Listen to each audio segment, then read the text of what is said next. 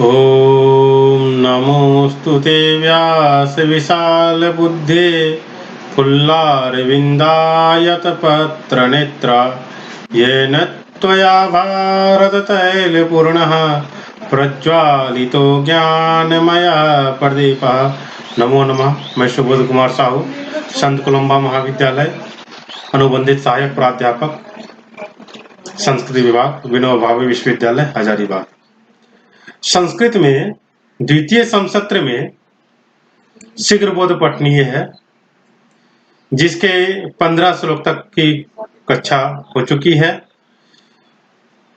इन 15 श्लोकों में हमने देखा था कि किन किन मास में विवाह करना उत्तम होता है, किन किन मासों में विवाह करना निकृष्ट होता है, कौन कौन से नक्षत्र विवाह के योग्य नक्षत्र हैं और कौन कौन सी तिथियां विवाह के योग्य है, और नंदा, भद्रा, जया, रिक्ता, पूर्णा, इन 5 तिथियों के बारे में भी हमने जानकारी प्राप्त की थी। ये तिथियां क्या होती है, कौन कौन सी तिथि को नंदा, किस किस तिथि को भद्रा, किस किस तिथि को जया, रिक्ता, पूर्णा कहते हैं, इसके बारे में भी हम लोग बता चुके।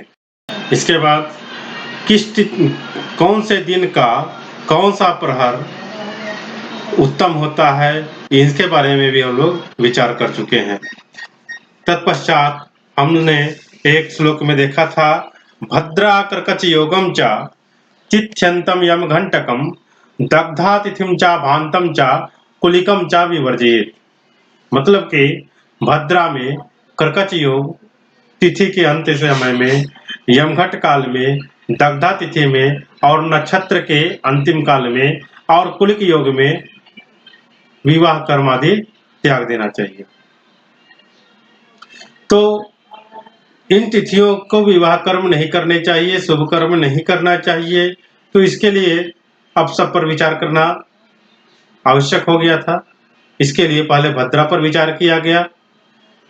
इसके लिए आप लोग पिछले एपिसोड में हम लोग हमारा देख सकते हैं कि कौन कौन सा तिथि भद्रा कही जाती है, किस समय में भद्रा लगता है, और भद्रा के कितने प्रकार के भद्रा होती है, और कौन सा भद्रा शुभ कारक है, कौन सा मध्यम है, कौन सा निकृष्ट है, इसके बारे में बहुत ही विस्तार से बताया गया है।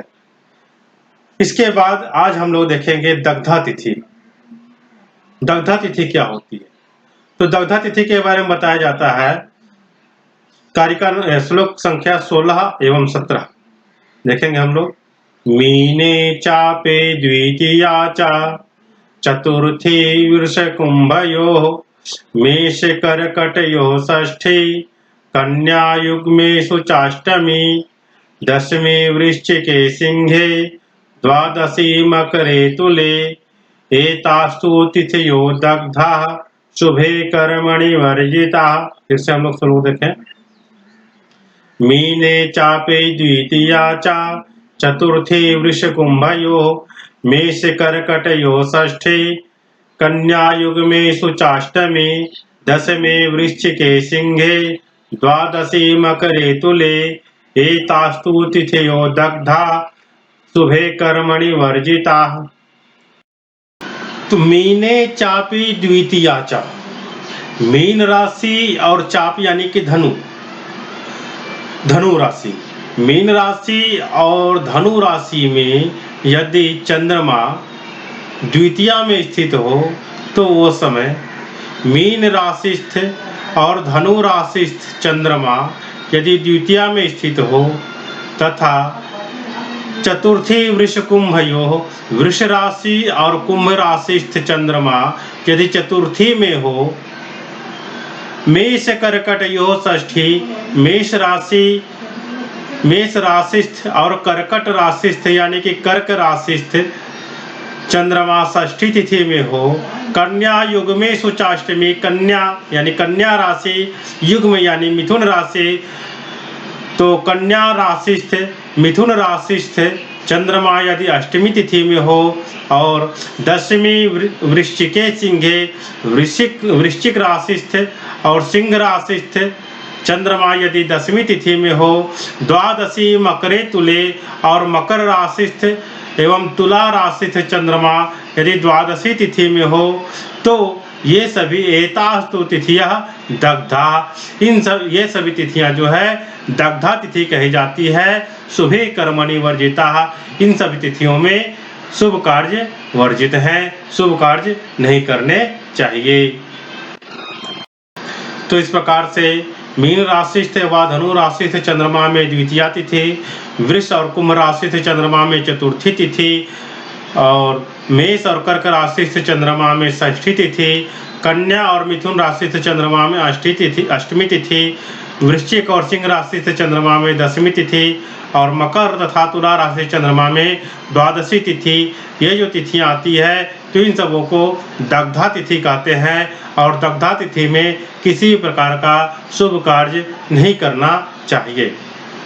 इसके बाद आगे के श्लोक में बताया गया 18वें श्लोक में मासांतादिके वर्जितः कालः, मासांतादि जो है उसका वर्जित काल कौन कौन सा है उसके बारे में बताते हैं।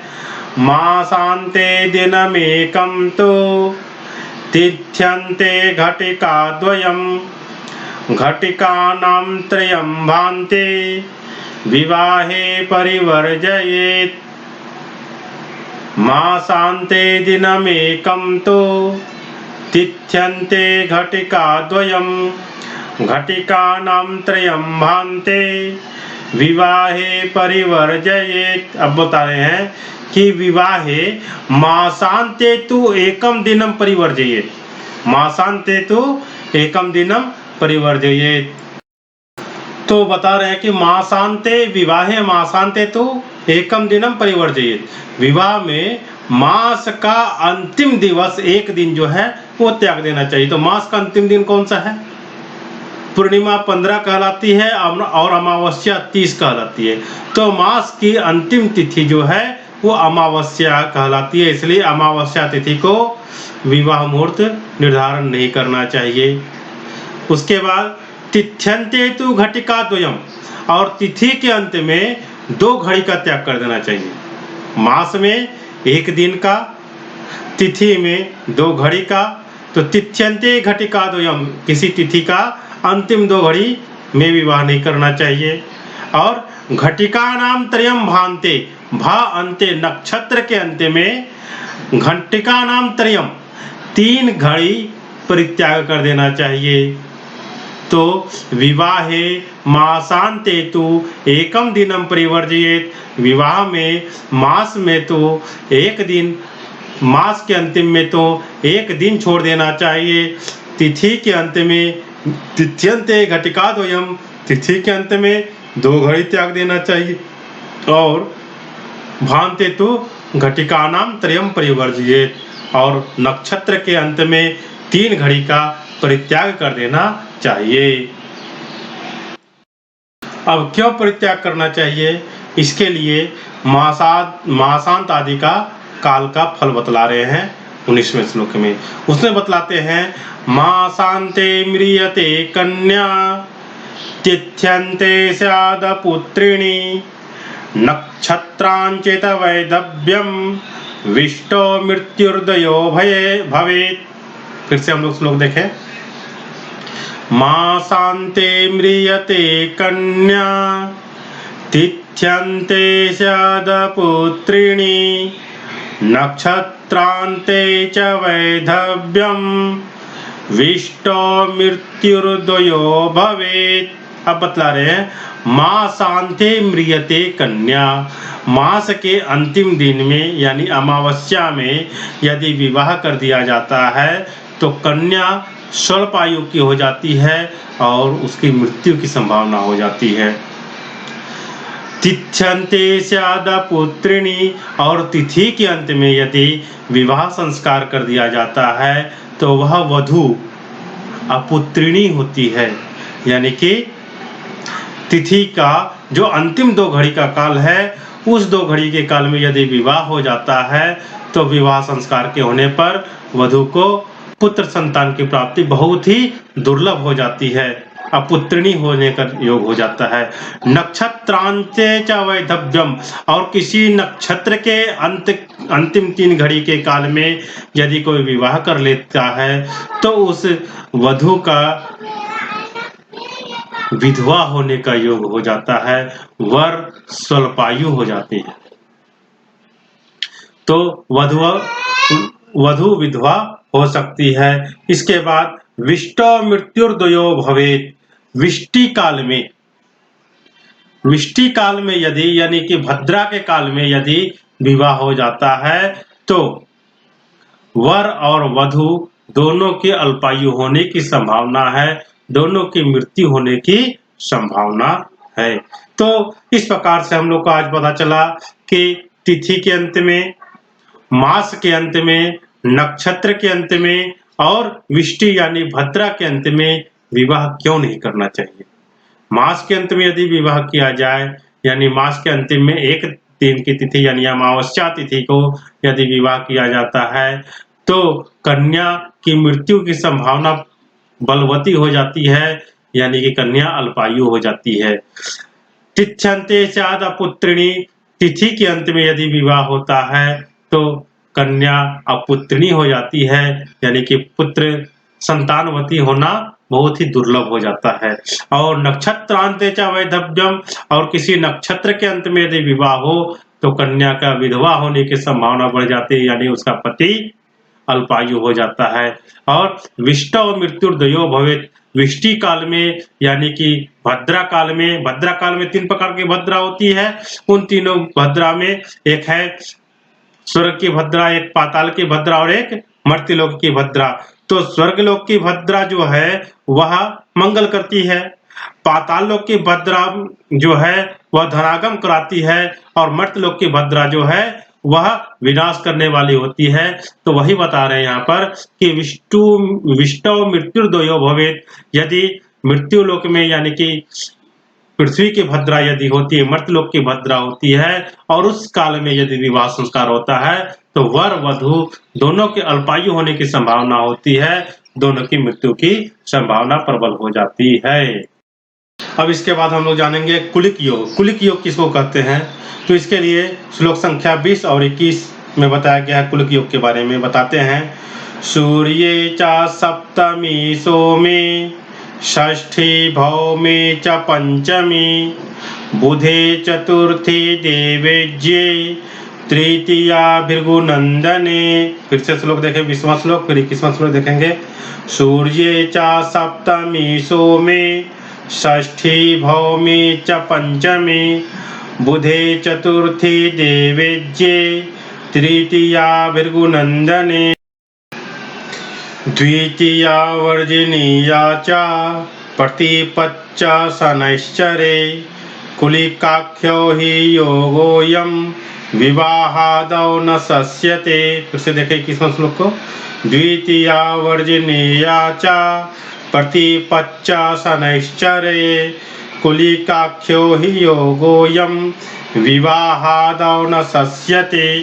अब बतला रहे हैं, यदा सूर्य सप्तमी यानी रविवार का सप्तमी, रविवार की सप्तमी तिथि, सोमे षष्ठी सोमवार की षष्ठी तिथि, भौमे पंचमी भौमवार यानी मंगलवार की पंचमी तिथि, बुधे चतुर्थी बुधवार की चतुर्थी तिथि, और देवेज्ये तृतीया यानी कि गुरुवार की तृतीया तिथि, भृगुनंदने द्वितीया, भृगुनंदन यानी कि शुक्र, तो शुक्रवार की द्वितीया तिथि, शनैश्चरे प्रतिपच्च भवेत्, और शनिवार की प्रतिपदा तिथि होती है।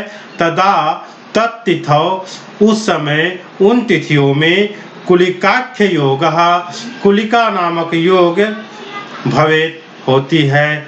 स विवाहादौ न सस्यते, वह विवाह आदि में प्रशस्त नहीं है, मंगलकारी नहीं है। यानी कि रविवार की सप्तमी तिथि, सोमवार की षष्ठी तिथि, मंगलवार की पंचमी तिथि, बुधवार की चतुर्थी तिथि, गुरुवार की तृतीया तिथि, शुक्रवार की द्वितीया तिथि, शनिवार की प्रतिपदा तिथि, ये जो है ये कुलिक योग कहलाती है। और इन कुलिक योग में विवाह आदि कर्म जो हैं वो मंगलकारी नहीं होते हैं। तो इस प्रकार से आज हमने जाना कि दग्धा तिथि जो होती है, जैसे कि दग्धा तिथि बताया गया, मीन राशि और धनु राशि की द्वितीया तिथि,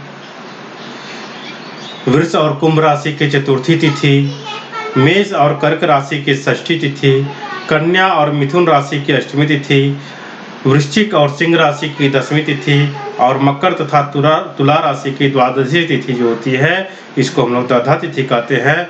और दग्धा तिथि में कोई भी शुभ कार्य नहीं करना चाहिए। इसके पश्चात हमने मासांत आदि का समय जाना। मासांत में कितना समय का त्याग करना चाहिए, तिथि के अंत में कितना समय का त्याग करना चाहिए, नक्षत्र के अंत में कितने समय का त्याग करना चाहिए और उनके त्याग ना करने से क्या क्या परिणाम हो सकता है, इसके बारे में आज हम लोग जाने।